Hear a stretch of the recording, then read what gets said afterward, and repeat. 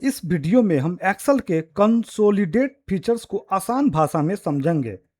Consolidate का इस्तेमाल करके आप अलग अलग शीट्स या फाइल के डेटा को एक जगह कंबाइन कर सकते हैं।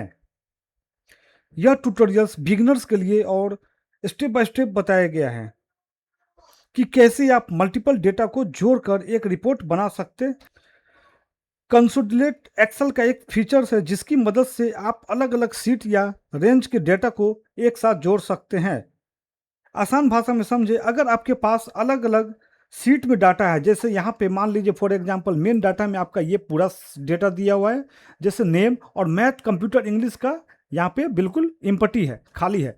अगर आपका मान लीजिए मैथ का सीट अलग से है, कंप्यूटर सब्जेक्ट का सीट अलग से है और इंग्लिश सब्जेक्ट का सीट अलग है, हम चाहते हैं ये तीनों सीट का डेटा इस मेन वाले डेटा में यहाँ पे लाना।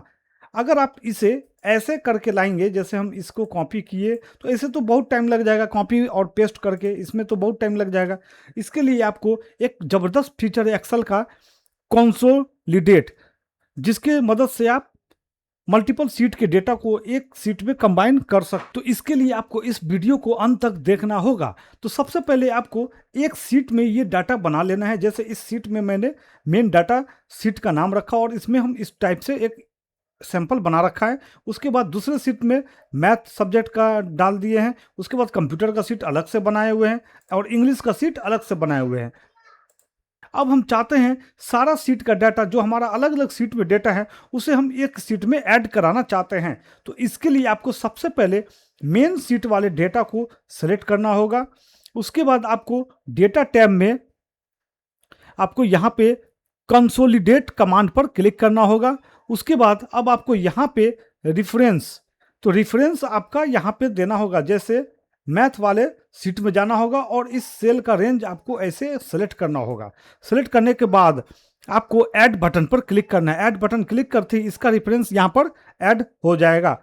उसके बाद अब आपको अगेन दूसरे सीट में जाना है और यहाँ पे इसका रेफरेंस देने के लिए देखिए ये ऑटोमेटिक सेलेक्ट हो गया, क्योंकि आपका जो डेटा है ना वो सेम लोकेशन पे है। अगर दूसरे लोकेशन पे डेटा रहता तो आपको वहाँ पे सेलेक्ट करना, लेकिन यहाँ पे आपको सेलेक्ट नहीं करना पड़ा क्योंकि वो बाय डिफॉल्ट सेलेक्ट हो गया, क्योंकि आपका सेम रेंज में डेटा है। तो इसको आपको कुछ नहीं करना है, ऐड बटन पर क्लिक करना है, तो यहाँ पे आपका वो सीट ऐड हो जाएगा। उसी तरह इंग्लिश वाले सीट पर जाना है और सेम लोकेशन के कारण ये भी ऑटोमेटिक सेलेक्ट हो चुका है। तो आपको कुछ नहीं करना है, बस ऐड पे क्लिक करना है और यहाँ पे 3 सीट का रेफरेंस आपके पास आ गया। अब आपको यहाँ पे लेवल्स यूज करना है। जैसे टॉप रो में एक बार इस चेक बॉक्स में टिक करना है, उसके बाद लेफ्ट कॉलम में टिक करना है और उसके बाद ओके बटन पर क्लिक करना है। ओके बटन पर क्लिक करते ही आपको जो अलग अलग सीट में जो सब्जेक्ट का मार्क्स रखा हुआ था वो आपको एक सीट में सारा इंसर्ट हो जाएगा।